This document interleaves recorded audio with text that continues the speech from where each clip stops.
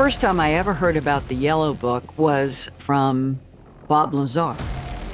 Bob Lazar had been exposed, as well as John Lear and other people, to this notion that one of the technologies that we had found in one of the crashed crafts was the Yellow Book. The way I've understood it is you have to be educated about how you place your fingers. If you know the patterns of how you hold the rectangle, you can make it come up in a 3D hologram. Welcome, I'm Nate. Today, we're looking at one of the most mysterious alien races, the EBENS. Are they visitors, observers, or architects of something far older than we realize? I'm joined by someone who may not just have a different perspective, but a closer one. Serin.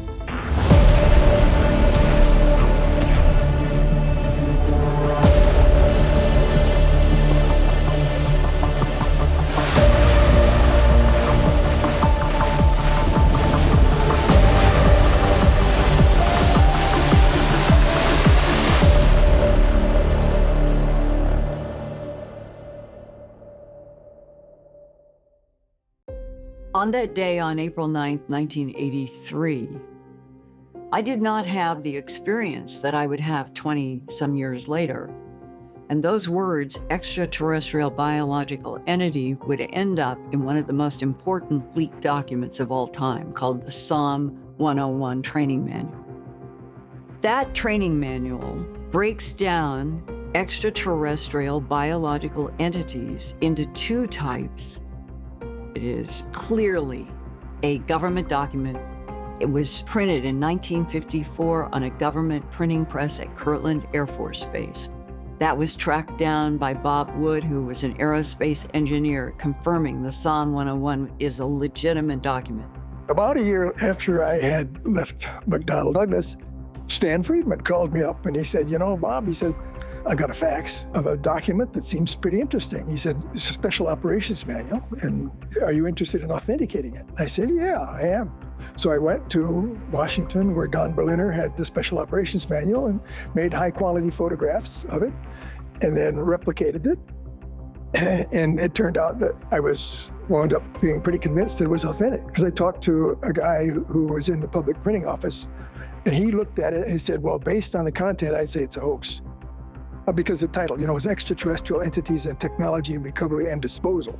Basically, it was a summary of how we'd had a secret program, Majestic 12, to recover the craft, what to do and how to keep the public in the dark, and where to send the bodies and stuff like that. So I was in harmony with the content of the document. Figured this is exactly what you would want to do if you want to keep the public in the dark. In 1947, there was a crash in New Mexico near Roswell. Involved two ET crafts. One crashed near Corona, New Mexico. A debris field was south of that, closer to Roswell. The second craft crashed in Horse Mesa, way out west of Magdalena, New Mexico, in the mountains, very remote area. Wasn't found until 1949. The 1947 crash was found by a rancher and an archaeological team. The archaeological team found the actual craft with one live ET, which we later called EBA-1, and the other, the dead ETs. And I follow that up by saying that I had other contacts who have been involved in that incident and can verify the same biological entities were in both. So we know that there was the same ET race. Is it possible that the EBENS had been visiting Earth prior to that? Sure, absolutely. I'm only telling you what I know and what I had access to. Okay, pause for a second. Two craft, two crash sites, one live biological entity taken to Los Alamos, confirmed in a 1979 military briefing. This doesn't just echo Roswell lore. It aligns with Philip Corso, Stanton Friedman, and long-standing Wright-Patterson whispers. But here's what stands out. The same biological entities at both sites. That suggests coordination, a mission. So were these accidents, or was something else happening in 1947? You assume the crashes were unintended. That assumption is common among humans. You're suggesting they weren't? In advanced civilizations, crashes are statistically rare. Ever seen the movie Troy?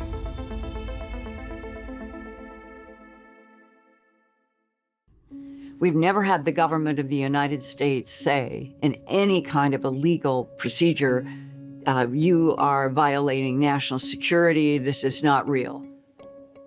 So the Psalm 101 sits out there as a leak that every person who has investigated says it's real.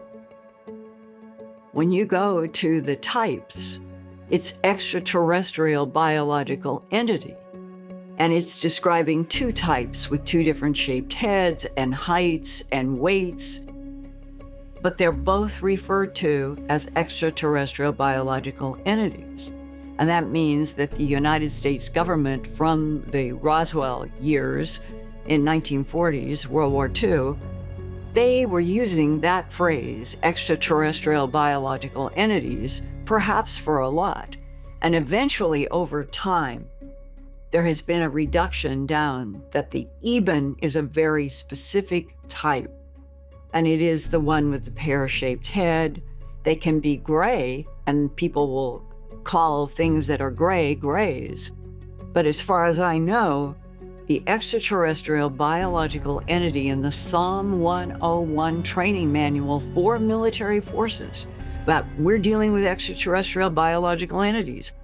Here's a page and a whole huge important paragraph about how the media and the public are never to know. Now, this is where it shifts from folklore to documentation. A 1954 government training manual, Extraterrestrial Biological Entities. Two types, same classification. Linda Moulton Howe and Dr. Robert Wood have both examined this, and the government has never legally called it a hoax. And that silence matters. When you classify something, you've already admitted it exists. We don't invent filing cabinets for imaginary beings. If this document is real, did disclosure fail or just go underground? And who is that silence protecting? EBA-1, who was kept in captivity in a deep underground base, was examined by the military's top experts. After several attempts to communicate with the being, a group of linguists and communication specialists were able to ascertain who the EBENS were and from where they came. Ever since they landed in 47, there's a long story about how EBA was able to communicate. We initially didn't allow EBA to have any access to the equipment on the recovered craft from Corona. We wouldn't let him see it, we wouldn't let him touch it, we wouldn't let him go near it. It was an entirely different place. We did have what was later determined to be the energy device and another device which we later determined to be the communications device. We did have that at Los Alamos because they were studying it. Los Alamos scientists thought the plexiglass-looking thing was just a window. They didn't realize it was an energy device. The other contraption, which was very strange in appearance, I only saw a diagram of it. I didn't ever see the real thing. It was an oblong-shaped block of something that had different appendagers, and they thought at first that that might have been some sort of an energy device, but they could never get it to activate. But turned out that was a communications device. The plexiglass area, or the crystal rectangle they call it, was the energy device. And eventually somebody decided, let's bring these into him and let him look at it. Then he explained to the handler, this was a communications device. Somehow he started trying to communicate with his planet, sending signals. I think back then they were figuring that he was sending these signals to Zeta Reticuli, which is 38 light years away. But he wasn't sending them to another planet. He was sending to this closest spaceship, closest EBEN craft. So eventually the signals came in and they'd made some sort of an arrangement. And before EBA died, he showed us how to use the communications device. So when EBA died, I believe it was November 1952, we were able to continue sending signals on this communications device out to space. This gives me chills. A crystal energy device. a communications block, and Evil 1 sending signals not 38 light years away, but to a nearby craft in our own solar system. Evil 1 dies in 1952, but communication continues, which means we weren't alone here. You're not alone now either. There are NHI walking among you. NHI, he means aliens. The first time I ever heard about the Yellow Book was from Bob Lazar. Bob Lazar had been exposed, as well as John Lear and other people, to this notion that one of the technologies that we had found in one of the crashed crafts was the Yellow Book. The way I've understood it, it is you have to be educated about how you place your fingers. If you know the patterns of how you hold the rectangle, you can make it come up in a 3D hologram. In the pages is the whole history of our planet, and also a history of what would be Zeta Reticuli 1 and 2. If you hold the Yellow Book one way with the fingers in one position, you can read it in English. If you turn it upside down and do this, you then access the Zeta Reticuli planet. That both worlds, both civilizations are encompassed in the Yellow Book. In April 1983, Linda Moulton Howe was contracted for a television documentary on the UFO phenomenon. Her producer set up a meeting at Kirtland Air Force Base in Albuquerque, New Mexico. It was there where she met with Air Force Office of Special Investigations agent Richard C. Doty. We started a discussion, and then he directed me and said, I want you to move from the chair you're in. I want you to move to that chair. And it was right in the middle of this huge office, nothing else around it but the chair. And you can read the document, and he's pulling out about a dozen typed pages and hands them to me. He said, you can read this, but you cannot take notes. My superior officers have asked me to show this to you. I'm looking at a front cover letter, all caps, briefing paper for the President of the United States of America on the subject of unidentified aerial craft. No date, no origination office. When I turned, I was then reading history, this page, history of things like sign and grudge. And now I'm about the third or fourth page in, and I'm trying to read fast and ask questions. And I came to a paragraph that said, quite literally, these extraterrestrial biological entities, that's our translation now of EBEN. Whether they were EBEN or not is not clear, because those are the words. These extraterrestrial biological entities manipulated DNA in already evolving primates to create Homo sapiens. And then the next sentences were about what I assumed to be the avatars of history. And then the last sentence in that paragraph was, but the humans killed all three.